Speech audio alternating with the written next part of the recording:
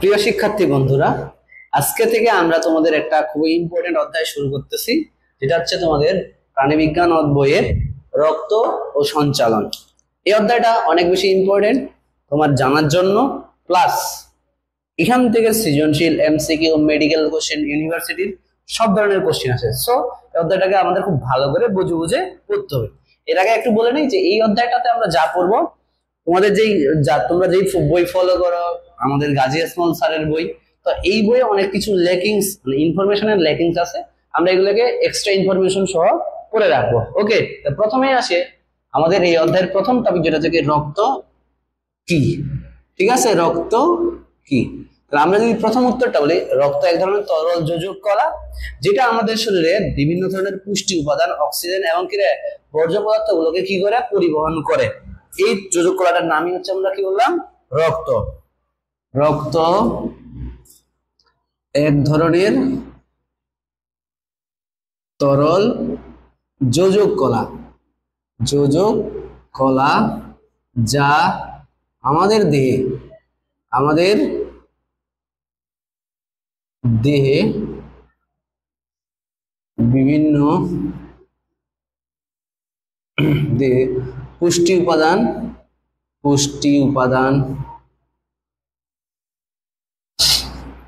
Oxygen এবং বর্জ্য পদার্থ পরিবহন সাহায্য করে। এছাড়াও হরমোন এবং এনজাইম এবং অ্যান্টিবডি তৈরিতেও সাহায্য হয়। হরমোন, এনজাইম পরিবহনেও সাহায্য করে। অত লেখার দরকার নেই, রক্তের সংজ্ঞা দিয়ে আসে, এটুকু লিখলেই চলবে। এখন আমরা রক্ত সম্পর্কে কিছু এক্সট্রা ইনফরমেশন জানবো।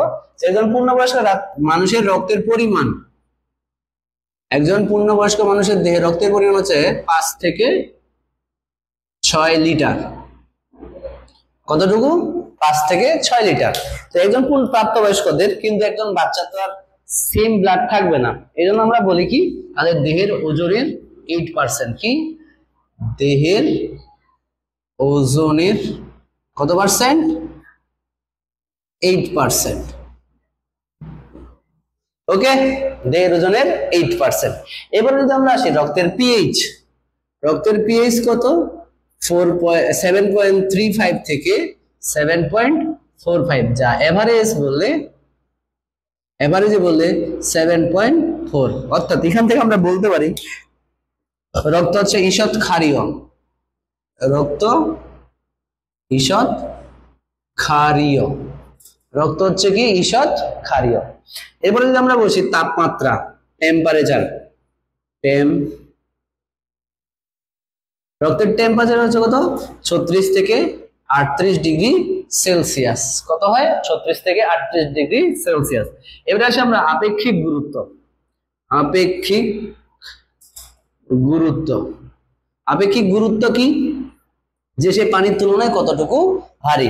এর আপেক্ষিক গুরুত্ব হচ্ছে 1.00635, 1.065 বা 1.065। ঠিক আছে, এই আপেক্ষিক গুরুত্ব হচ্ছে এরকম। এছাড়াও আমাদের এখান থেকে আরেকটু জিনিস জানা নিতে পারো,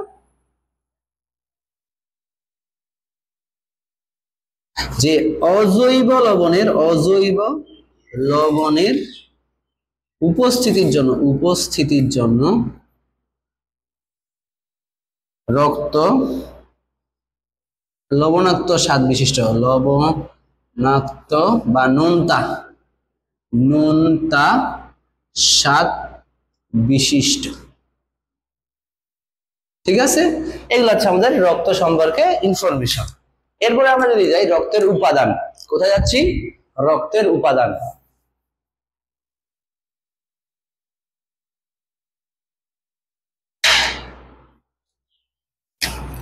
এবার আসি আমরা কোথায়? রক্তের উপাদান। তোমরা অবশ্যই সবাই বাড়িতে ব্লেন্ডার মেশিন দেখছো। ব্লেন্ডার মেশিন যদি তোমরা দেখে থাকো, ব্লেন্ডার মেশিন দিয়ে কলার শরবত, করলার শরবত, এরকম অনেক শরবত বানাইছি আমরা। তো কি, ব্লেন্ডার মেশিনে তোমরা সুইচ চাপি দেখবা ব্লেন্ডার মেশিন মানে জিনিসটা দিলে একটা নির্দিষ্ট রেটে ঘুরে ঘুরে ওটাকে ছোট ছোট টুকরায় পরিণত করে। ঠিক এরকম আমাদের মেডিকেল একটা যন্ত্র আছে যার নাম হচ্ছে সেন্ট্রিফিউজ মেশিন। সেন্ট্রিফিউজ মেশিন, এই সেন্ট্রিফিউজ মেশিন একটা নির্দিষ্ট রেটে ঘুরে। আমরা যদি সেন্ট্রিফিউজ মেশিনকে 3000 বার পার মিনিট, 1 মিনিটে 3000 বার ঘুরাই, এরকম কয়বার ঘুরাবো? 30 বার ঘুরালে, কয়বার? 30 বার ঘুরালে রক্তটা ভেঙে যাবে।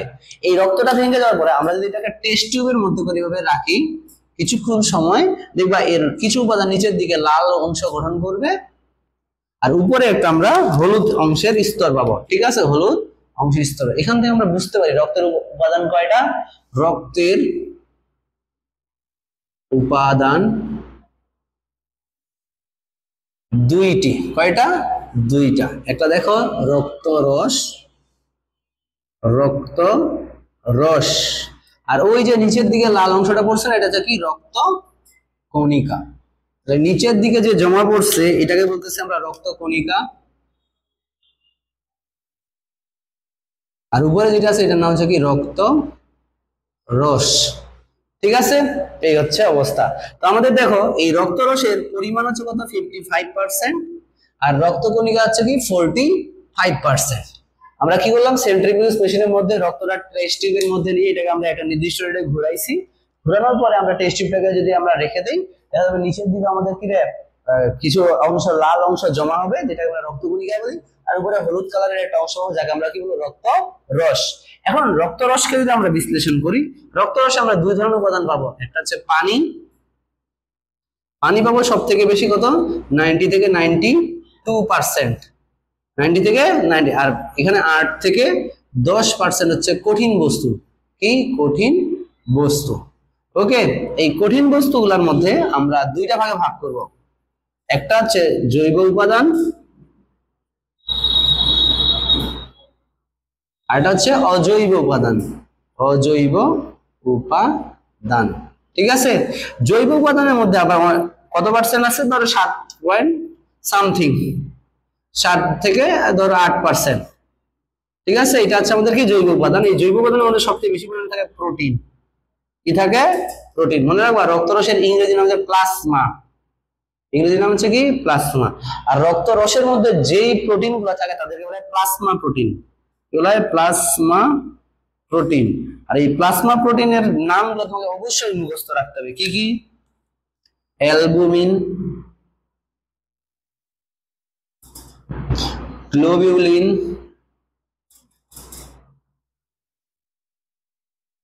প্রথমবিন, ফিব্রিনোজেন। এরকম করে প্রশ্ন আসে মেডিকেলে, নিচের কোনটি প্লাজমা প্রোটিন হয় অথবা নিচের কোনটি প্লাজমা প্রোটিন নয়। ঠিক আছে, এছাড়া প্রোটিনের পরিমাণ থাকে 7.5%। ঠিক আছে, এবার আসে নাইট্রোজেন ঘটিত বর্জ্য পদার্থ। নাইট্রোজেন ঘটিত বর্জ্য, এই নাইট্রোজেন ঘটিত বর্জ্যের মধ্যে ইউরিয়া, ইউরিক অ্যাসিড, ক্রিয়েটিন ইত্যাদি থাকে। ক্রিয়েটিনিন, ক্রিয়েটিন না, ক্রিয়েটিনিন। এছাড়া আমাদের কিছু পরিমাণ থাকে গ্লুকোজ, কিছু পরিমাণ থাকে আচ্ছা বাইকার্বনেট। এইগুলো হচ্ছে আমাদের জৈব উপাদান। ঠিক আছে, আর মনে রাখবা যেখানে আমরা অজৈব উপাদান বলবো, কি বলবো? অজৈব উপাদান বলবো। অজৈব উপাদান বলে ইলেকট্রোলাইটস। পৃথিবীর যত ইলেকট্রোলাইট আছে, ইলেকট্রোলাইটস বলতে কি? আয়ন। যতগুলা আধান সবাই এর মধ্যে পড়ে, যেমন sodium plus, magnesium 2 plus, chloride minus, sulphate 2 minus, এরা সবাই হচ্ছে কি? অজৈব উপাদান। ঠিক আছে, এবার যদি আমরা আসি রক্তকণিকা। রক্তকণিকা আমরা এখানে 3 প্রকারের রক্তকণিকা পাবো। কয় প্রকারের? 3 প্রকারের রক্তকণিকা পাবো। এক নাম্বার হচ্ছে আরবিসি, যার এটার নাম এরিথ্রোসাইট। এরিথ্রোসাইট, আরবিসি বা এরিথ্রোসাইট। 2 নম্বর আমরা পাবো ডাব্লিউবিসি বা শ্বেত রক্তকণিকা, বা এটা হচ্ছে লিউকোসাইট। লিউকোসাইট, ঠিক আছে, বা এটা শ্বেত রক্তকণিকা, শ্বেত রক্তকণিকা। এরপরে যে আমরা পাবো সেটা হচ্ছে কি অনুচক্রিকা। অনুচক্রিকা, যার একটা নাম হচ্ছে আমাদের কি থ্রোম্বোসাইট। থ্রোম্বোসাইট, এই হচ্ছে আমাদের রক্ত উপাদান। তাহলে রক্তের উপাদান কয়টা? দুইটা, একটা রক্তরস এবং রক্তকণিকা। রক্তরসের মধ্যে সবচেয়ে বেশি পরিমাণ থাকে কি পানি, আর রক্তকণিকা কিছু পরিমাণ থাকে কি কঠিন বস্তু। কঠিন বস্তুর মধ্যে দুইটা উপাদান, একটা জৈব উপাদান আর একটা হচ্ছে কি অজৈব উপাদান। জৈব উপাদানের মধ্যে আছে প্রোটিন, আর জৈব বদ্ধ পদার্থ গ্লুকোজ, বাইকার্বনেট। আর অজৈব উপাদানের মধ্যে যত ইলেকট্রোলাইট, ঠিক আছে, ইলেকট্রোলাইট থাকে। আর আমাদের রক্তকণিকা কয় প্রকার আছে? তিন প্রকারের। একটা হচ্ছে আমাদের কি আরবিসি, ডাব্লিউবিসি এবং হচ্ছে কি অনুচক্রিকা বা থ্রোম্বোসাইট। প্রিয় শিক্ষার্থীরা, এখন আমরা যেটা সম্পর্কে আলোচনা করব সেটা হচ্ছে রক্তকণিকা। তা আমরা একটু আগেই দেখলাম যে রক্তের উপাদান হচ্ছে দুইটা, একটা রক্তরস আর একটা হচ্ছে কি রক্তকণিকা। তো রক্তরস সম্পর্কে আমরা একটু আগেই পড়ে ফেলছি, তো এখন আমরা পড়বো রক্তকণিকা নিয়ে। তো রক্তকণিকা আমরা একটু আগে দেখছি তিন প্রকার আছে, একটা আরবিসি, ডাব্লিউবিসি আর একটা হচ্ছে কি প্লেটলেট। তো ফার্স্ট আমরা যেটা নিয়ে সম্পর্কে জানবো সেটা হচ্ছে কি আরবিসি, বা যারটার নাম হচ্ছে লোহিত রক্তকণিকা। লোহিত রক্তকণিকা। এবং আরেকটার নাম হচ্ছে এরিথ্রোসাইট। এরিথ্রোসাইট।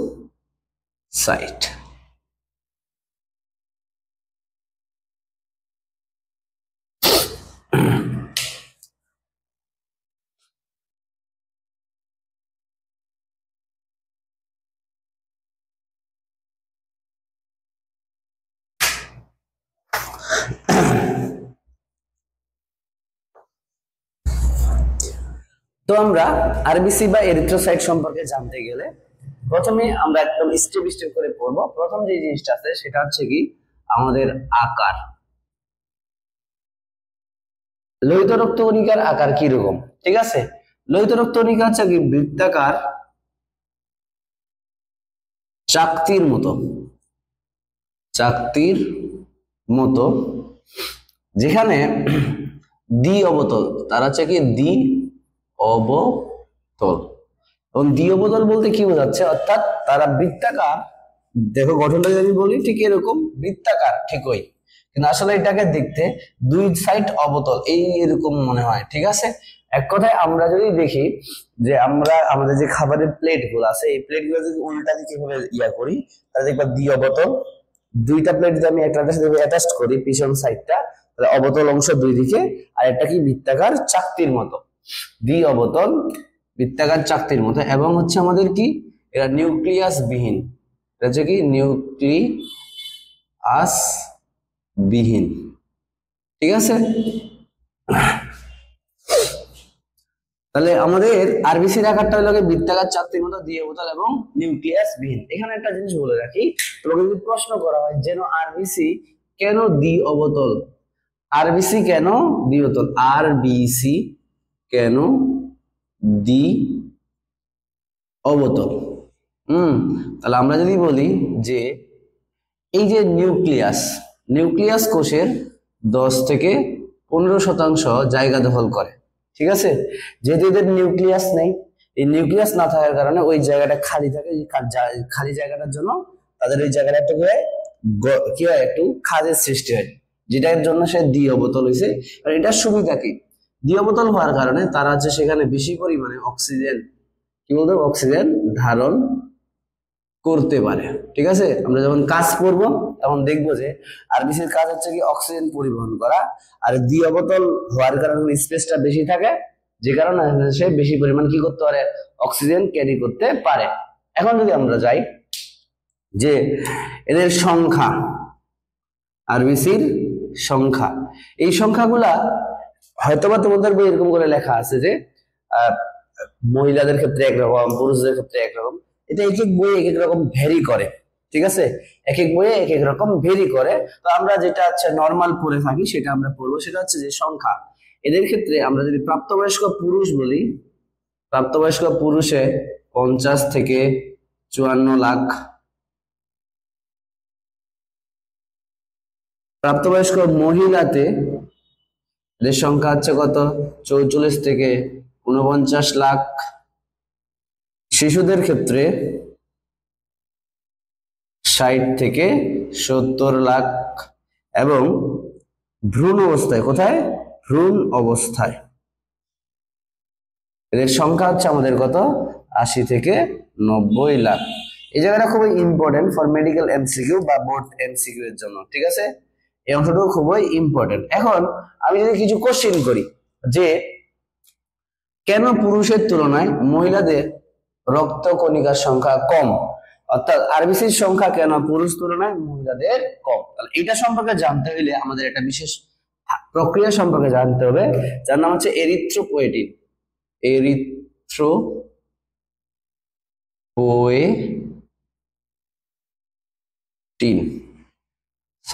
এরিথ্রোপোয়েসিস, এর নাম হচ্ছে কি এরিথ্রোপোয়েসিস। এখন দেখো, জেনেসিস মানে আমরা জানি তৈরি হওয়া বা উৎপাদন হওয়া, আর এই জেনেসিসের সিজ অংশটা আসছে, আর এরিথ্রো তো আমরা জানি লোহিত রক্তকণিকা, ঠিক আছে? তাহলে যে প্রক্রিয়ায় লোহিত রক্তকণিকা উৎপাদিত হয় তাকে আমরা কি বলতেছি? তাকে আমরা এরিথ্রোপোয়েসিস বলি, এরিথ্রোপোয়েসিস বলে, ঠিক আছে?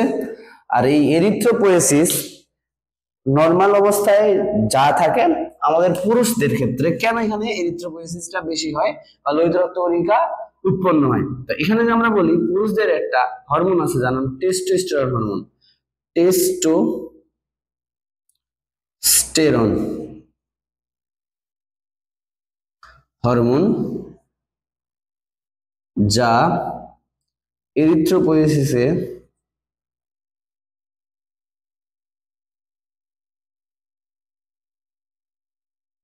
এরিথ্রোপোয়েসিসকে উদ্দীপ্ত করে। কি করে? উদ্দীপ্ত করে। অন্যদিকে মহিলাদের ক্ষেত্রে ইস্ট্রোজেন থাকে। কি থাকে? এটা হচ্ছে পুরুষ আর যে মহিলাতে থাকে ইস্ট্রোজেন, যা কি করে? এরিথ্রোপোয়েসিসে বাধা দেয়, এরিথ্রোপোয়েসিসে বাধা দেয়, ঠিক আছে? কি বললাম? পুরুষ অপেক্ষা নারীতে কেন বা মহিলাতে কেন লোহিত রক্তকণিকার সংখ্যা কম? আমরা এখানে বললাম যে যেই প্রক্রিয়ায় লোহিত রক্তকণিকা উৎপন্ন হয় তার নাম হচ্ছে এরিথ্রোপোয়েসিস। এখন বলা হচ্ছে যে পুরুষদের যে প্রধান যৌন হরমোন আছে সেটা টেস্টোস্টেরন, যেটা এরিথ্রোপোয়েসিসে উদ্দীপ্ত হয়। উদ্দীপ্ত মানে কি? তাদের উদ্দীপনা দেয় বেশি করে লোহিত রক্তকণিকা উৎপাদন করার জন্য। আর অন্যদিকে ইস্ট্রোজেন কি করে? সেই এরিথ্রোপোয়েসিসে কি হচ্ছে? বাধা দেয়, যে কারণে পুরুষদের লোহিত রক্তকণিকা উৎপন্ন হয় বেশি, আর মহিলাদের লোহিত রক্তকণিকা উৎপন্ন হয় কি রে? কম, ঠিক আছে? এরপরে যদি আমি দেখি কেন শিশুদের ক্ষেত্রে আবার বাড়ে গেল, শিশুদের ক্ষেত্রে কেন লোহিত রক্তকণিকার সংখ্যা বেশি, তাহলে শিশুদের ক্ষেত্রে যদি আমি ব্যাখ্যা করতে যাই, আমরা সবাই জানি লোহিত রক্তকণিকা উৎপন্ন হয় লাল অস্থিমজ্জা থেকে। তো শিশুদের ক্ষেত্রে যদি আমার এইটা হচ্ছে একটা অস্থি হয়, এই অস্থির মধ্যে একটা গহ্বর আছে যেটাকে আমরা বলতেছি অস্থিমজ্জা। এই অস্থিমজ্জার যে স্টেম কোষ আছে, মূলত লাল অস্থিমজ্জা থেকে আমাদের কি হয়? লোহিত রক্তকণিকা উৎপন্ন হয়। বাট শিশুদের ক্ষেত্রে এই লাল অস্থিগুলোটা পুরোটাই লাল থাকে, লাল অস্থিমজ্জা। কিন্তু বয়স বাড়ার সাথে সাথে এই লাল অস্থিমজ্জায় চর্বি জমে। লাল অস্থিমজ্জায় কি জমে? চর্বি জমে। তো বয়স বাড়ার সাথে সাথে, বয়সের সাথে লিখে দিলাম, বয়সের সাথে আমাদের চর্বি জমে লাল অস্থিমজ্জাটা কি হয়? ইয়েলো, আচ্ছা হলুদ অস্থিমজ্জা, ইয়েলো না লিখে আমরা কি বলি? হলুদ অস্থিমজ্জায় পরিণত হয়, ঠিক আছে? তাহলে এই যে বললাম কি, বাচ্চাদের ক্ষেত্রে বেশিরভাগ ক্ষেত্রে লাল অস্থিমজ্জা থাকে, বাট বয়স বাড়ার সাথে সাথে সেখানে চর্বি জমে হলুদ অস্থিমজ্জায় পরিণত হয়। আর যে আমরা জানি যেহেতু লাল অস্থিমজ্জা থেকেই কি উৎপন্ন হয়? লোহিত রক্তকণিকা উৎপন্ন হয়। যেহেতু বয়স বাড়ার সাথে যেমন লাল অস্থিমজ্জার পরিমাণ কমতেছে, সুতরাং লোহিত রক্তকণিকার উৎপাদনটা আমার কমতেছে, ঠিক আছে? এখন দেখো আমার একটু প্রবলেম হচ্ছে, গ্লুকোজের অভাব মনে হচ্ছে, তো কথাগুলা আসতে একটু প্রবলেম হচ্ছে, তোমরা এটা বুঝে নিও, ঠিক আছে? এখন দেখো এখানে এভাবে মেডিকেলে প্রশ্ন আসে যে কোন অবস্থায় লোহিত রক্তকণিকার সংখ্যা সর্বাধিক। যদি ভ্রূণ অবস্থায় থাকে তাহলে তুমি ভ্রূণ অবস্থায় দিবা, ভ্রূণ অবস্থায় না থাকলে শিশু অবস্থায়, আবার নারী পুরুষের মধ্যে থাকলে কোথায়, পুরুষে, ঠিক আছে? এখন এখানে কিছু রোগের কথা বলে রাখি, সংখ্যা রিলেটেড রোগ।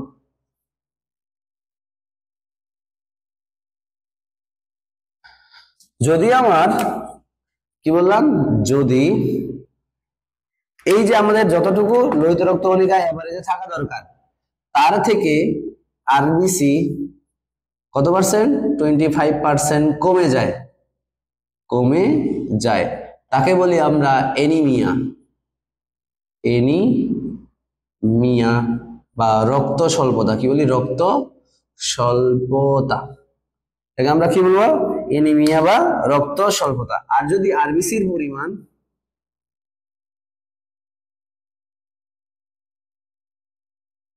ঠিক আছে 65 লাখ এর বেশি হয়ে যায়, তখন সেটাকে বলি আমরা পলিসাইথেমিয়া, পলিসাইথেমিয়া। খুবই ইম্পর্টেন্ট একটা কথা, কি বললাম, যদি আরবিসির সংখ্যা 25% কমে যায় তাকে বলি আমরা হচ্ছে এনিমিয়া বা রক্ত স্বল্পতা। আর যদি আরবিসির পরিমাণ 50 থেকে 54 লাখের বেশি হয়ে 65 লাখের বেশি হয়ে যায় তখন তাকে আমরা বলি কি, পলিসাইথেমিয়া। এবার আসি আমরা উৎপত্তি ও ধ্বংস, উৎপত্তি ও ধ্বংস। আরবিসি কোথায় উৎপত্তি হয় এবং কোথায় ধ্বংস হয়। এখন ধরো তোমরা পড়ে আসছো যে আরবিসি কোথায় উৎপন্ন হয়, লাল অস্থিমজ্জায়। আমি এখন একটু আগেও বললাম, বাট আমরা যদি একদম ডিটেইলসে পড়ি আরবিসি কিন্তু শুধুমাত্র লাল অস্থিমজ্জা দিয়ে তৈরি হয় এমনটা না, এটা বিভিন্ন সময়ে বিভিন্ন জায়গা থেকে উৎপত্তি হয়। যেমন ধরো আমরা বলতে পারি ভ্রূণ অবস্থায়, কি অবস্থায়, ভ্রূণ অবস্থায় প্রথম 1 থেকে 3 মাস, ঠিক আছে, কোথায় থেকে আসে, ভ্রূণ থলি থেকে। কোথায় থেকে, ভ্রূণ থলি থেকে। তারপরে ধরো যে 3 থেকে 8 মাস অবস্থায় এটা আসে আমাদের যকৃৎ ও প্লীহা। কোথা থেকে আসে, যকৃৎ এবং প্লীহা। কত, 3 থেকে 8 মান্থ, ঠিক আছে? এরপর জন্মের পর থেকে আফটার বার্থ টু 20 ইয়ার্স, অর্থাৎ জন্মের পর থেকে 20 বছর পর্যন্ত এরা তৈরি হয় কোথায়, রেড বোন মেরু,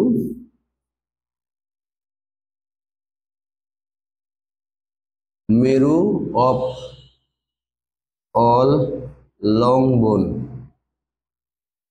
অর্থাৎ লম্বা অস্থি থেকে, লম্বা অস্থিগুলোর লাল অস্থি মজ্জা থেকে এরা তৈরি হচ্ছে, ঠিক আছে? এটা যদি আমি আরো একটু ডিটেইলসে বলি তাহলে 4 বছরের আগ পর্যন্ত, বিফোর 4 ইয়ার, ঠিক আছে? এটা কোথা থেকে আসে, রেড বোন মেরু, বোন মেরু অফ অল বোন, ঠিক আছে? আর 4 ইয়ার থেকে 20 ইয়ার্সে আছে অল লং বোন, রেড বোন মেরু অফ অল লং বোন, ঠিক আছে? এই কথাটার মানে বুঝতে হবে যে রেড বোন মেরু অফ অল বোন মানে কি, আমার শরীরে 4 বছরের মধ্যে যতগুলো অস্থি আছে সব অস্থিগুলার লাল অস্থির মধ্যে থেকে আমাদের তৈরি হচ্ছে 4 বছরের আগ পর্যন্ত, এবং 20 বছর পর্যন্ত আমাদের কোথায় হচ্ছে, আমাদের শুধুমাত্র লম্বা অস্থিগুলো থেকে। কোথায় থেকে, লম্বা অস্থি, যেমন আমাদের হিউমেরাস, ফিমার, রেডিয়াস, আলনা, এরকম লম্বা অস্থিগুলো থেকে। আর 20 বছর পর আফটার 20 ইয়ার, 20 বছর পর উৎপন্ন হয় আমাদের অল এক্সিয়াল বোন এন্ড ফ্ল্যাট বোন, অর্থাৎ আমাদের কেন্দ্রীয় অক্ষ বরাবর যে অস্থিগুলো আছে তাদের বোন মেরু থেকে, অথবা চ্যাপ্টা অস্থি, আমাদের শরীরে যে চ্যাপ্টা অস্থিগুলো আছে তাদের বোন মেরু থেকে কি হচ্ছে, আমাদের রক্ত উৎপাদন হচ্ছে। আর রক্ত উৎপন্ন হয় কোথা থেকে, আমাদের রেড বোন মেরুর বা লাল অস্থি মজ্জার লাল অস্থি মজ্জার স্টেম কোষ থেকে। কোথায়? স্টেম কোষ থেকে। তাহলে এরকম করে একটা মেডিকেলে প্রশ্ন আসছিল যে ভ্রূণীয় অবস্থায় কোথায় থেকে রক্তকণিকা, লোহিত রক্তকণিকা উৎপন্ন হয়? আর অপশনে ছিল প্লীহা। ঠিক আছে, তো এগুলো হচ্ছে ভ্রূণীয় অবস্থায়। ভ্রূণীয় অবস্থায় কোথায় থেকে? প্রথম 1 থেকে 3 মাস ভ্রূণথলি থেকে, আর 3 থেকে 8 মাস বা মাতৃগর্ভে থাকাকালীন সময় কোথায় থেকে হচ্ছে? যকৃৎ এবং প্লীহা থেকে। ঠিক আছে, এখন এরপরে যে জিনিসটা আছে সেটা হচ্ছে কি, যে যখন আমাদের জন্ম হয়ে যায়, জন্মের 20 বছর পর্যন্ত রেড বোন মেরু অফ অনলম্বন, লম্বা লম্বা অস্থিগুলার লাল অস্থি মজ্জা থেকে, আর 20 বছর পরে এক্সিয়াল বোন অর্থাৎ আমাদের দেহের কেন্দ্র বরাবর, মানে যেমন আমাদের করোটি, মেরুদণ্ড, রিবস, স্টার্নাম এগুলা থেকে, এবং যত চ্যাপ্টা অস্থি আছে সেখান থেকে তাদের রেড বোন মেরু থেকে এদের উৎপত্তি হচ্ছে। আর আমরা ধ্বংস বলি, ধ্বংস, তাহলে আরবিসি কোথায় গিয়ে ধ্বংস হচ্ছে? আরবিসি গিয়ে ধ্বংস হচ্ছে কি আবার liver and spleen, liver and spleen, যেটাকে আমরা বলতেছি যকৃৎ ও প্লীহা।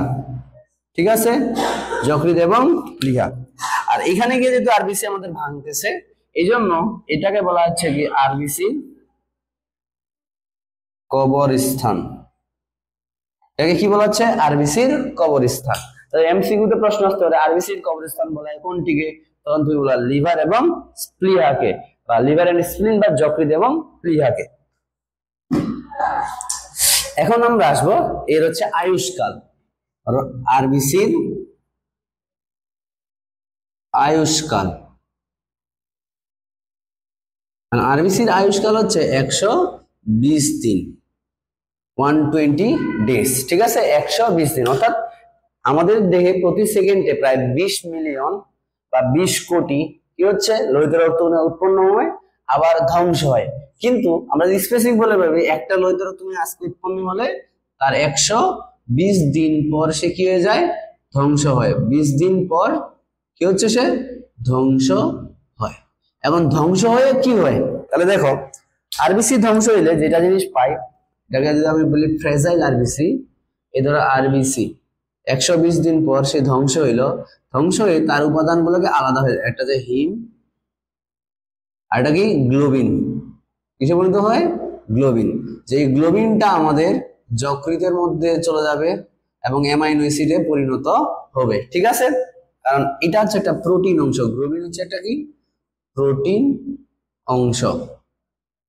ঠিক আছে, আর হিম হচ্ছে লৌহ গঠিত অংশ। কি লৌহ ঘটিত অংশ।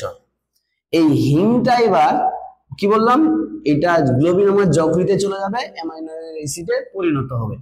এরপরে আমাদের হিমটা ভেঙে গিয়ে দুইটা জিনিসে পরিণত হয়। হিম ভেঙে কি হচ্ছে? হিম ভেঙে বিলিরুবিন, হিম ভেঙে বিলি ভার্ডিন এবং Fe2+ আয়নে পরিণত হয়।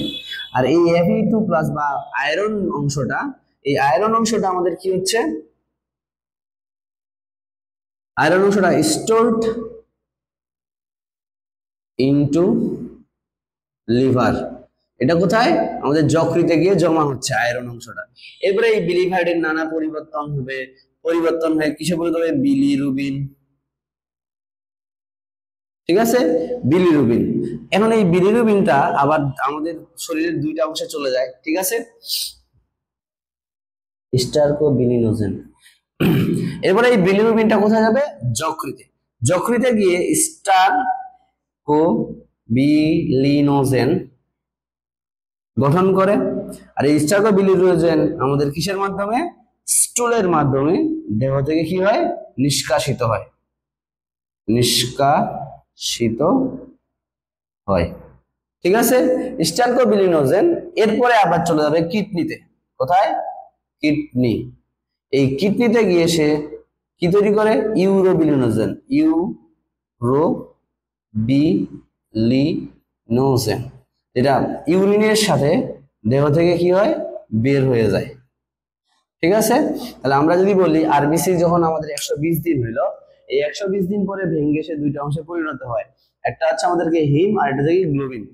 এই হিমোগ্লোবিন ভাঙার পরে আমাদের হিম এবং গ্লোবিন পরিণত হলো, এবং গ্লোবিনটা কোথায় যকৃতে জমা হইলো, আর হিমটা ভেঙে দুইটা কনভার্ট হইলো, একটা হচ্ছে বিলিভার্ডিন আর একটা আয়রন। যে আয়রনটা আমাদের কোথায় যকৃতে গিয়ে জমা থাকে, এবং বিলিভার্ডিন বিলিরুবিনে পরিণত হয়, এটা হচ্ছে কি বিলিরুবিন। ঠিক আছে, এই বিলিরুবিন যকৃতে যাবে, যকৃতে গিয়ে সেই স্টার্কোবিলিনোজেন তৈরি করবে, যেটা আমাদের দেহ থেকে স্টুল হিসেবে বের হয়ে যায়, এবং কিছু পরিমাণ কিডনিতে চলে যায়, কিডনিতে গিয়ে ইউরোবিলিনোজেন তৈরি করে, যা ইউরিনের মাধ্যমে দেহ থেকে কি হচ্ছে, বের হচ্ছে। এখন আমি যদি বলি এখানে এই যে বিলিরুবিনের মাত্রা, আমাদের দেহের নরমাল বিলিরুবিনের মাত্রা হচ্ছে কি, এই বিলিভার্ডিনের যদি বলি, বিলিভার্ডিনের যে সবুজ কালার, কোন কালার, সবুজ, আর বিলিরুবিনের যে কোন কালার, হলুদ। যেখানে এই বিলিরুবিনের নরমাল লেভেল কত, 0.3 থেকে 1.1 মিলিগ্রাম পার ডেসিলিটার, বা তুমি বলতে পারো 1.1 মিলিগ্রামের থেকে কম। তবে যদি আমার এই বিলিরুবিনের লেভেলটা 1.1 মিলিগ্রাম পার ডেসিলিটারের থেকে 3 মিলিগ্রাম পার ডেসিলিটার হয়, তাহলে তাকে আমরা বলি ল্যাটেন্ট জন্ডিস।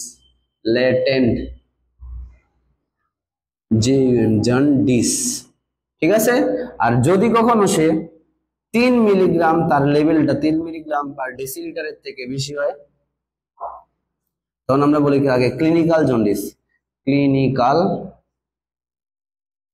জন্ডিস। ঠিক আছে, এটা খুবই ইম্পর্টেন্ট, তোমার প্রশ্ন আসতে পারে যে বিলিরুবিন, কারণ বিলিরুবিনের সাথে রিলেটেড একটা রোগ আছে জানো কি, জন্ডিস টেস্ট করার জন্য আমরা এই সিরাম বিলিরুবিন টেস্টটা করি, যেখানে আমাদের বিলিরুবিনের মাত্রা যদি হচ্ছে 0.3 থেকে 1.1 মিলিগ্রাম পার ডেসিলিটার হয়, তাহলে বলবো জন্ডিস নাই। যদি এটা থেকে 3 এর মধ্যে হয়, তাহলে তাকে ল্যাটেন্ট জন্ডিস, অর্থাৎ জন্ডিস আছে বাট রোগের কোনো লক্ষণ প্রকাশ করে না। বাট যখন আমাদের 3 মিলিগ্রামের থেকে বেশি যাবে, তখন আমরা বলি ক্লিনিক্যাল জন্ডিস। ঠিক আছে, এখন দেখো আরবিসি হিমোগ্লোবিন নামক আরবিসিতে হিমোগ্লোবিন নামক রঞ্জক পদার্থ থাকে। কি থাকে? রঞ্জক পদার্থ থাকে। এই জন্য আরবিসি কিরকম দেখতে, লাল। আরবিসি দেখতে হচ্ছে কি লাল। ঠিক আছে, আরবিসি দেখতে হচ্ছে কি লাল। এখন বলছে যে আমাদের 100 মিলিলিটার রক্তে কত, 100 মিলিলিটার রক্তে প্রায় 16 গ্রাম, কত গ্রাম, 16 গ্রাম হিমোগ্লোবিন থাকে। কি থাকে? হিমোগ্লোবিন থাকে। হিমোগ্লোবিন থাকে। ঠিক আছে, হিমোগ্লোবিন থাকে কত, 16 গ্রাম।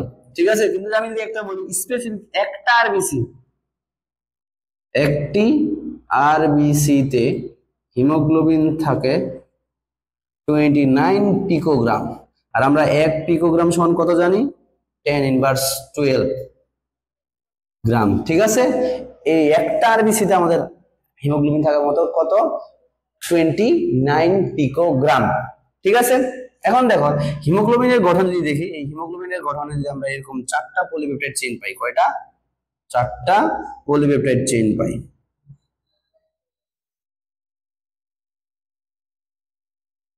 এরকম 4টা পলিপেপটাইড চেইন পাই, যেখানে 4টা অংশে সেই 4টা অক্সিজেনের সাথে যুক্ত হয়ে একটা অক্সি হিমোগ্লোবিন যৌগ গঠন করে। ঠিক আছে, অক্সি হিমোগ্লোবিন যৌগ গঠন করে। তার মানে একটা হিমোগ্লোবিন 4টি অক্সিজেন পরিবহন করে, অক্সিজেন পরিবহন করে। ওকে, এখন আমরা যেটা পড়বো সেটা হচ্ছে যে একটা ইনফরমেশন আমি স্কিপ করছি। সেই ইনফরমেশনটা হচ্ছে যে আমরা জানি যে আরবিসি হচ্ছে কি নিউক্লিয়াস বিহীন, কি নিউক্লিয়াস বিহীন, তবে একমাত্র স্তন্যপায়ী প্রাণীদের মধ্যে উট, কার মধ্যে, উট, যার আরবিসিতে কি থাকে, আমাদের নিউক্লিয়াস থাকে, নিউক্লিয়াস থাকে। স্তন্যপায়ী প্রাণীদের মধ্যে কার আরবিসিতে কি থাকে, নিউক্লিয়াস থাকে। এবং তোমরা আরেকটা জিনিস দেখবা, রুই মাছ যে আছে না, এই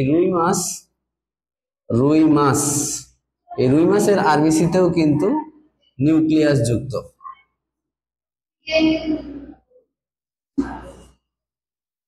রুই মাছের আরবিসি কি হচ্ছে আমাদের নিউক্লিয়াস যুক্ত। তাহলে এখন যদি আমরা যেটা আসবো সেটা হচ্ছে কি আরবিসির কাজ। ঠিক আছে, আরবিসির কাজ যদি বলি, আরবিসির কাজ অনেক আছে। সবথেকে প্রধান কাজ হচ্ছে তার 1 নম্বর হচ্ছে অক্সিজেন ও কার্বন ডাই অক্সাইড পরিবহন করা।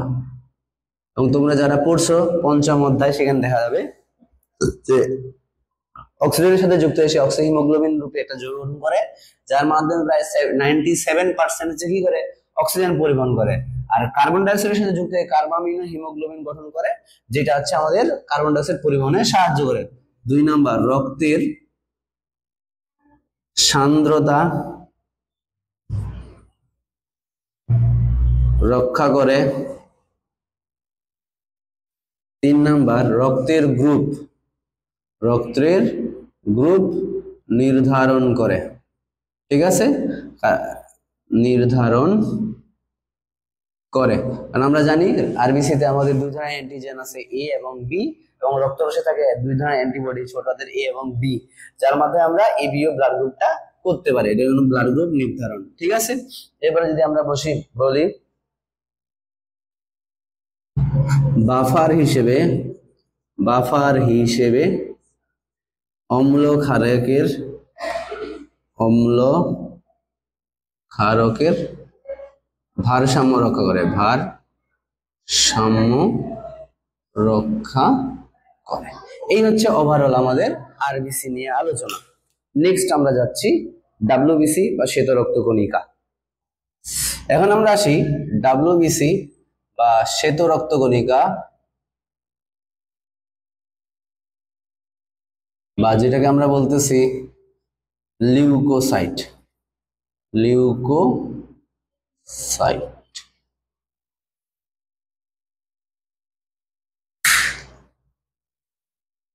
তো এখানেও আমরা ওই স্টেপ বাই স্টেপ মনে রাখবো। প্রথমে যেটা আসবে সেটা হচ্ছে কি আকার।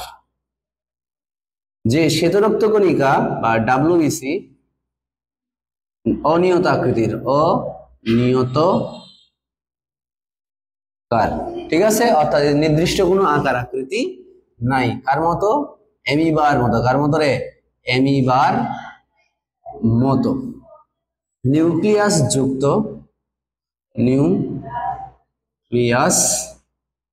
যুক্ত, এটা হচ্ছে অনিয়তাকার অ্যামিবার মতো এবং নিউক্লিয়াস যুক্ত। প্লাস একটা জিনিস মনে রাখতে হবে, বর্ণহীন বলার কারণ কি? কারণ বর্ণহীন হওয়ার কারণ হচ্ছে তার হিমোগ্লোবিন নাই। এখানে কি নাই? হিমোগ্লোবিন অনুপস্থিত।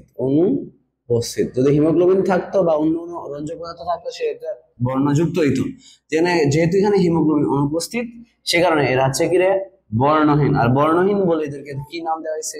শ্বেত রক্তকণিকা। ঠিক আছে, এখন যদি আমরা আসি এখানে, এদের হচ্ছে সংখ্যা কত? এদের সংখ্যা হচ্ছে 4000 থেকে 11000 প্রতি কিউবিক মিলিমিটার রক্তে।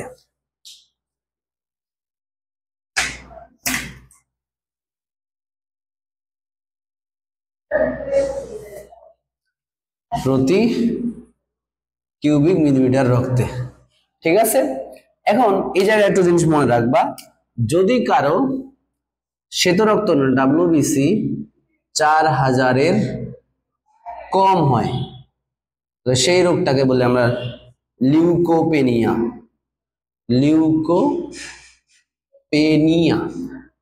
ঠিক আছে, লিউকোপেনিয়া। লিউকোসাইট কমে গেছে, পেনিয়া মানে হচ্ছে কমে যাওয়া। যদি আমার 11000-এর কি হয়? বেশি হয়। ডাব্লিউবিসি যদি আমার 11000-এর বেশি হয়, তাহলে তোমাদের বলে যায় লিউকোসাইটোসিস।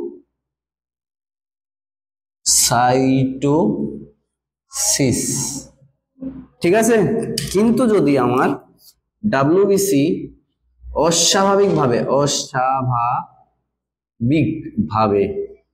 প্রায় 1 লাখের কাছাকাছি চলে গেছে, বাড়ে যায়, সেইটাকে বলা হয় লিউকেমিয়া। লিউকেমিয়া, যাকে আমরা ব্লাড ক্যান্সার বলে জানি, ব্লাড ক্যান্সার। ঠিক আছে, তাহলে আমরা কি বললাম, নরমালি একটা মানুষের শরীরে আমাদের প্রতি ঘন মিলিলিটার রক্তে শ্বেতরক্ত কণিকার সংখ্যা থাকে তো 4000 থেকে 11000, এটা নরমাল লেভেল। যদি সেক্ষেত্রে কারো 4000 এর কম হয় তাকে বলে লিউকোপেনিয়া। যদি আমার কি রে 11000 এর বেশি থাকে লিউকোসাইটোসিস, অস্বাভাবিক ভাবে বেশি প্রায় 1 লাখের বেশি তখন সেটা বলে কি লিউকেমিয়া, যেটাকে আমরা ব্লাড ক্যান্সার হিসেবেও জানি। এখন এদের গেল সংখ্যা, এরপরে আসি উৎপত্তি। এদের উৎপত্তি সেম আগের মতোই, লাল অস্থি মজ্জা থেকে, লাল অস্থি মজ্জা। ঠিক আছে, লাল অস্থি মজ্জার স্টেম কোষ থেকে, স্টেম কোষ থেকে। ওকে, লাল অস্থি মজ্জার স্টেম কোষ থেকে উৎপত্তি হয়। এখন এর যদি আমরা, হ্যাঁ এখানে আরেকটা জিনিস তোমরা অ্যাড করে নাও, সেটা হচ্ছে যে আমাদের আরবিসির সাথে আমাদের ডাব্লিউবিসির অনুপাতটা হচ্ছে কত, 700:1। ঠিক আছে, যেখানে আমাদের ইয়াসারের বইয়ে 600:1 দিছে, গাজী আসমল স্যারের বইয়ে গাজী আসমল। ঠিক আছে, তো নরমালি আমরা পরীক্ষায় এটাই বেশি আসে যে 700:1। যদি 700:1 না থাকে, 600:1 থাকে, সেক্ষেত্রে তুমি উত্তরটা দিবা। আর দুইটার মধ্যে থাকলে তুমি অবশ্যই 700:1টাই দেখাবা। এরপরে যে কথাটা বলা হচ্ছে সেটা হচ্ছে কি, যে এদের কাজ জানার আগে আমাকে কি করতে হবে, সেটা হচ্ছে শ্বেতরক্ত কণিকার প্রকারভেদ পড়তে হবে, যেটা তোমাদের সৃজনশীল পরীক্ষায় প্রশ্ন আসে। এটা একটু ভালো করে দেখি, শ্বেতরক্ত কণিকার প্রকারভেদ।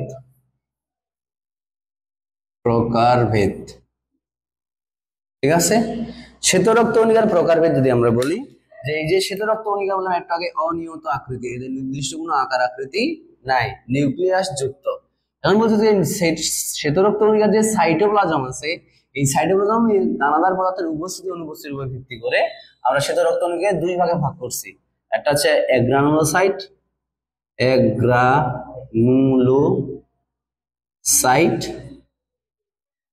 এ শব্দটা যেখানে থেকে নাই, এ মানে হচ্ছে কি গ্রিক এ শব্দের অর্থ নাই, তার মানে এটা বলে অদানাদার, অর্থাৎ আমরা বলতে পারি যে সকল শ্বেতরক্ত কণিকায় আমাদের সাইটোপ্লাজমে কোনো দানাদার পদার্থ উপস্থিত থাকে না, তাকে বলা হচ্ছে অ্যাগ্রানুলোসাইট বা অদানাদার। আরেকটা পড়বো আমরা হচ্ছে গ্রানুলোসাইট। কি গ্রানুলোসাইট, বা যেটাকে বলা কি দানাদার। অর্থাৎ আমরা এটা বলতে পারতেছি যে এদের সাইটোপ্লাজমে আমাদের দানাদার পদার্থ উপস্থিত থাকে, আর এদের সাইটোপ্লাজমে দানাদার পদার্থ উপস্থিত থাকে না। ঠিক আছে, তো অ্যাগ্রানুলোসাইট। এখন অ্যাগ্রানুলোসাইট গুলো আবার দুই প্রকার আছে, একটা হচ্ছে মনোসাইট, আর দুই নম্বর যে লিম্ফোসাইট।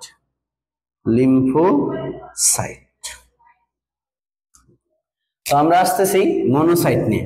মনোসাইট যদি আমরা বলি, এটা হচ্ছে শ্বেতরক্ত কণিকার মধ্যে সবচেয়ে বড় শ্বেতরক্ত কণিকা, ডাব্লিউবিসি। এমসিকিউতে প্রশ্ন আসতে পারে সবচেয়ে বড় শ্বেতরক্ত কণিকার নাম কি, তখন তুমি বলবা মনোসাইট, যেটা 2 থেকে 8% থাকে। মোট শ্বেতরক্ত কণিকার কত পার্সেন্ট? 2 থেকে 8%, 82 to 8%। ঠিক আছে, এখন বলছে যে মনোসাইটে যদি আমরা নিউক্লিয়াসটা দেখি,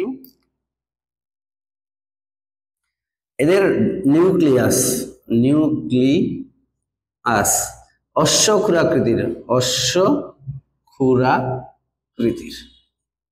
ঠিক আছে, অশ্বক্ষুরাকৃতির বলতে বোঝা যায় ঘোড়ার যে খুর আছে, ঘোড়ার পায়ের যে খুর আছে, বা এরকম বৃক্কের মতো বা অশ্বক্ষুরাকৃতি। এদের নিউক্লিয়াসটা খন্ডায়িত, বাট এরকম করে অশ্বক্ষুরাকৃতি। ঠিক আছে, আমাদের মেইনলি এখান থেকে যেটা জানতে হবে সেটা হচ্ছে কাজ। কি জানতে হবে? কাজ। যারা কি করে ফ্যাগোসাইটোসিস প্রক্রিয়ায়,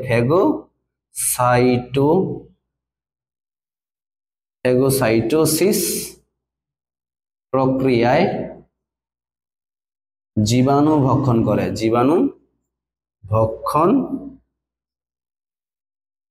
করে, এই যে মনোসাইটের কাজ। এবার আমরা যদি আসি লিম্ফোসাইট, খুব ইম্পর্টেন্ট একটা জায়গা, লিম্ফোসাইট। এটা হচ্ছে আমাদের কি অদানাদার শ্বেত রক্তকণিকা, যেখানে লিম্ফোসাইটের ক্ষেত্রে আমরা যদি বলি এর পার্সেন্টেজ হচ্ছে কত, 20 থেকে 40%। এর পরিমাণ কত, 20 থেকে 40%। এখন বলছে যে এদের নিউক্লিয়াসটা হচ্ছে নিউক্লিয়াস অখণ্ডায়িত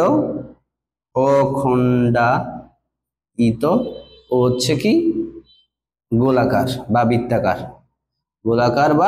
বৃত্তাকার, ঠিক আছে। এখানে আমরা লিম্ফোসাইট আবার দুই প্রকার পাবো, একটা টি লিম্ফোসাইট, এটা হচ্ছে কি রে, বি লিম্ফোসাইট। এটা টি লিম্ফোসাইট, এটা কি বি লিম্ফোসাইট। একটা জিনিস মাথায় রাখবা যে এরা কোথা থেকে উৎপন্ন হয়, লাল অস্থিমজ্জার স্টেম কোষ থেকে। কোথায় থেকে? স্টেম কোষ। কোথায়? রেড বোন মেরু, ঠিক আছে। বাট রেড বোন মেরুতে উৎপত্তি হওয়ার পরে আমাদের যে টি লিম্ফোসাইট, কিছু কিছু শ্বেত রক্তকণিকা আছে আর কিছু কিছু লিম্ফোসাইট আছে যারা দেখি থাইমাসে চলে আসে। কোথায়? থাইমাস গ্রন্থিতে চলে আসে।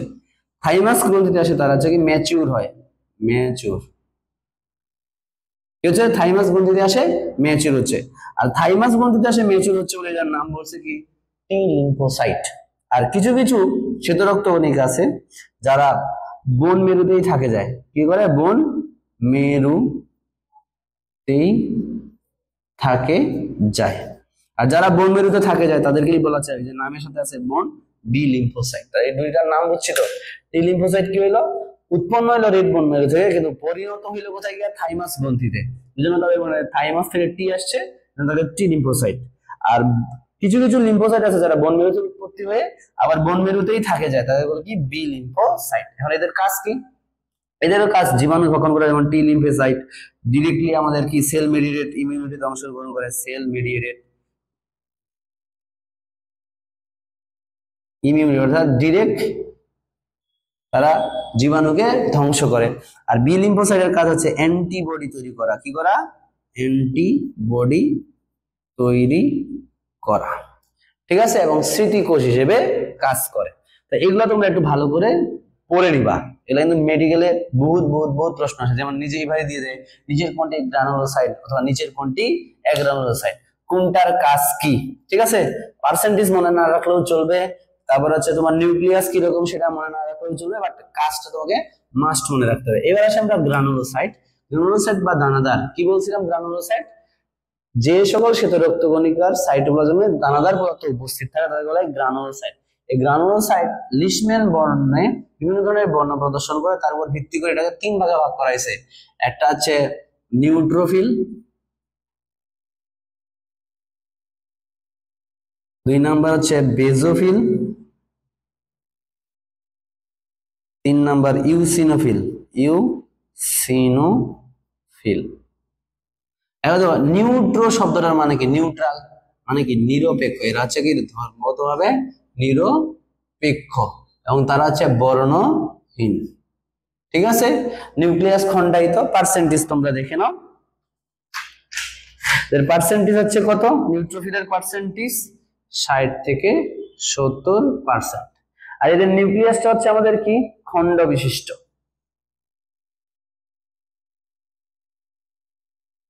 নিউক্লিয়াস 2 থেকে 7 খণ্ড বিশিষ্ট, ঠিক আছে। এখন দেখো কাজ, নিউট্রোফিলেরও কাজ হচ্ছে ফ্যাগোসাইটোসিস প্রক্রিয়ায় জীবাণু ভক্ষণ করে। কি করে? জীবাণু ভক্ষণ করে, ঠিক আছে। এখন দেখো এখানে একটা জিনিস দেখাই যে মনোসাইটো ফ্যাগোসাইটোসিস প্রক্রিয়ায় জীবাণু ভক্ষণ করে, নিউট্রোফিল ফ্যাগোসাইটোসিস প্রক্রিয়ায় জীবাণু ভক্ষণ করে। তাহলে এই দুইটার মধ্যে পার্থক্য কোথায়? এই দুইটার মধ্যে পার্থক্য হচ্ছে ধরো আমাদের তো রক্তনালীর ভিতরে খালি জীবাণু থাকে না, রক্তনালীর বাইরে আমাদের হাত এখানে কেটে যায়, আমাদের এখানেও জীবাণু আসতে পারে। তো নর্মালি মনোসাইট গুলা রক্তের ভিতর কাজ করে, কোথায়? রক্তনালীর ভিতর। কোথায়? রক্ত, এটা যদি আমি বলি রক্তনালীর ভিতর কাজ করে কে? রক্তনালীর ভিতরে কাজ করেছে মনোসাইট। আর যদি আমার কোনো সময় বাইরে কখনো জীবাণু আক্রমণ করে, ওইখান থেকে একটা রাসায়নিক পদার্থ খরিত হয়, যার প্রতি সাড়া দিয়ে আমাদের যে নিউট্রোফিল তার আকার পরিবর্তন করে। ধর এটা এরকম করে আছে, এবার সে স্কুইজ করে, স্কুইজ মানে কি সরু হয়ে, তারা কি করে আমাদের রক্তনালীর প্রাচীর ভেদ করে ওই যে জীবাণুর কাছে গিয়ে ওটাকে কি করে ফেলে? ধ্বংস করে ফেলে। আর এই চলন ধরা, এই ধরনের অ্যামিবয়েড চলনটাকে বলা হচ্ছে ডায়াপেডিসিস। কি বলা হয়?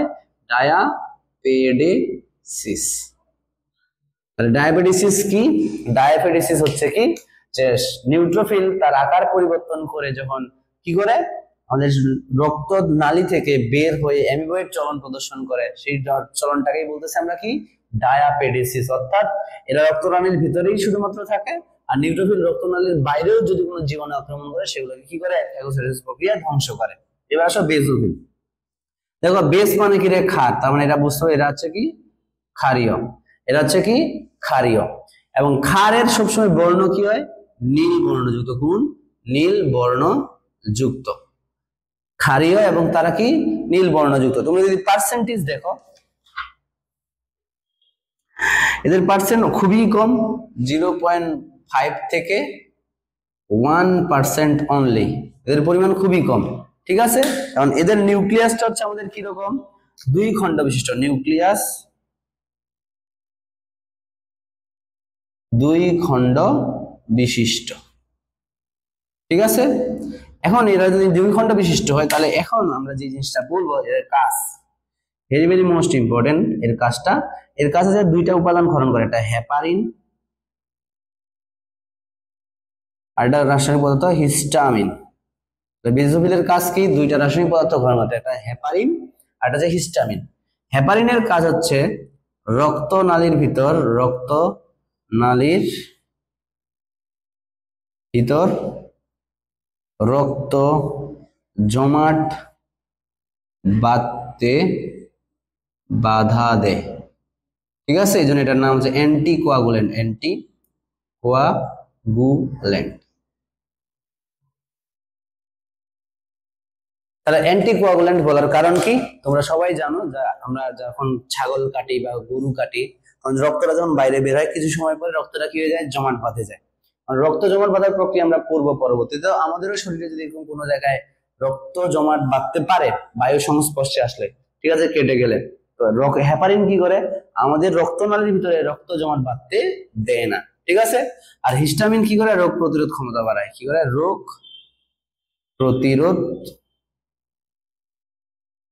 ক্ষমতা বাড়ায়। ওকে।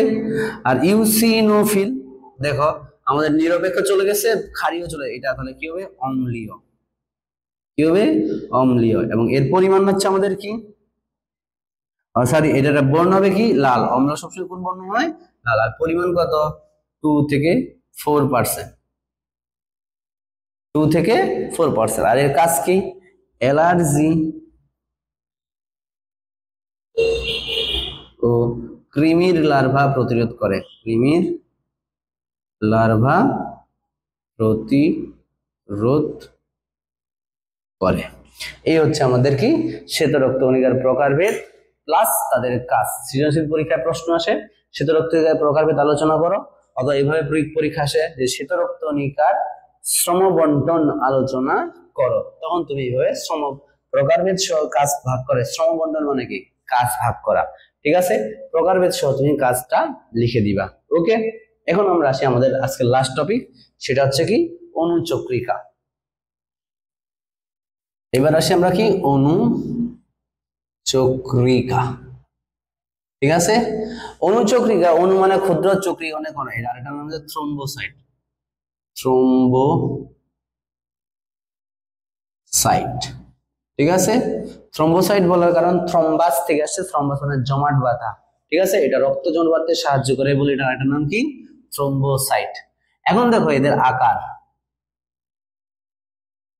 আকার যদি আমরা বলি, এদের আকার হচ্ছে ওই আগের মতোই অনিয়তাকার, অনিয়তাকার।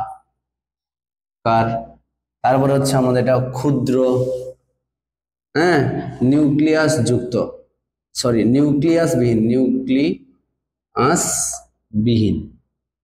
ওকে, এবারে আমরা বলবো সংখ্যা। এর সংখ্যা কত? আমাদের কিছু কিছু বই আছে 2.5 লাখ টু 4 লাখ, আবার কিছু কিছু বই আছে 1.5 লাখ থেকে 4 লাখ। ঠিক আছে, তো যেখান থেকে রোগ পড়তে হবে যদি আমার কমে যায়, আমাদের প্লেটলেট যদি প্লেট যদি কমে যায়, কমে যাওয়াকে বলা হচ্ছে থ্রম্বোসাইটোপেনিয়া, থ্রম্বোসাইটোপেনিয়া। আর যদি আমার বাড়ে যায় প্লেটলেটের সংখ্যা বা অনুচক্রিকার সংখ্যা, থ্রম্বোসাইটোসিস, থ্রম্বোসাইটোসিস বলে। ঠিক আছে, এই হচ্ছে কথা। এদের উৎপত্তি স্থল কোথায়? উৎপত্তি স্থল, এর উৎপত্তি স্থল হচ্ছে আমাদের আগের মতোই রেড বোন মেরু, তবে এদের ক্ষেত্রে মেগা ক্যারিওসাইট কোষ থেকে। কোথা থেকে? মেগা ক্যারিওসাইট। কোথা থেকে তৈরি হচ্ছে?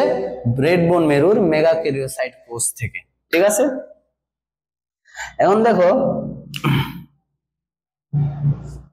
এদের কাজ হচ্ছে আমাদের হিমোস্ট্যাটিক প্লাক তৈরি করে, হিমোস্ট্যাটিক প্লাক গঠন করে। 2 নাম্বার হচ্ছে বা মোস্ট ইম্পর্টেন্ট কাজ হচ্ছে কি? রক্ত জমাট বাঁধতে সাহায্য করে। এবং মনে রাখবা এটা খুবই ইম্পর্টেন্ট, এটা মেডিকেল প্রশ্ন হচ্ছে যে কোন স্থান কেটে গেলে, রক্তনালী কেটে গেলে, রক্তনালী কেটে গেলে, ঠিক আছে, সেরোটোনিন নামক রাসায়নিক পদার্থ ক্ষরণ করে। সেরোটোনিন কোন রাসায়নিক পদার্থ? সেরোটোনিন নামক রাসায়নিক পদার্থ ক্ষরণ করে। সেরোটোনিন নামক রাসায়নিক পদার্থ ক্ষরণ করে, হ্যাঁ, যেটা আমাদের কি রক্তনালীর সংকোচন ঘটায়। কি করে? রক্তনালীর সংকোচন ঘটায় এবং রক্তপাত হইতে বিরত রাখে। এগুলা কাজ করলেই চলবে। ওকে, তো আমাদের আচ্ছা এরপরে আমাদের যে মেইন টপিকটা আছে সেটা হচ্ছে রক্ততঞ্চন। আমরা নেক্সট ডে আমরা রক্ততঞ্চন নিয়ে আলোচনা করব।